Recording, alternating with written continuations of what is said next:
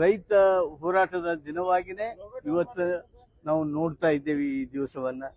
ಇವತ್ತು ಇಲ್ಲಿ ನಮ್ಮ ನರಗುಂದದೊಳಗ ಏನು ಕಡ್ಲಿಕೊಪ್ಪ ಅವರು ತಮ್ಮ ಬಲಿದಾನವನ್ನ ಗೈದರು, ಅವರ ಸ್ಮರಣೆಗಾಗಿ, ರೈತರ ಆ ಹೋರಾಟದ ಸ್ಮರಣೆಗಾಗಿ ಇಲ್ಲಿ ಪುತ್ಥಳಿಯನ್ನ ಮಾಡಬೇಕು ಅಂತ ಹೇಳಿ, ನಿಲ್ಲಿಸಬೇಕು ಅಂತ ಹೇಳಿ ಈಗಾಗಲೇ ನಾವು ನಿರ್ಣಯಿಸಿದ್ದೇವೆ.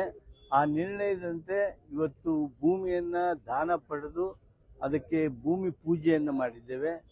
ಮುಂದಿನ ವರ್ಷ ಅನ್ನೋದ್ರೊಳಗಾಗಿ ಆ ಪುತ್ಥಳಿ ಹಾಗೂ ಆ ಸ್ಮಾರಕ ಇಲ್ಲಿ ಸ್ಥಾಪನೆ ಆಗಿರ್ತದೆ ಅನ್ನೋದನ್ನ ಹೇಳೋದಕ್ಕೆ ಬಯಸ್ತೇನೆ.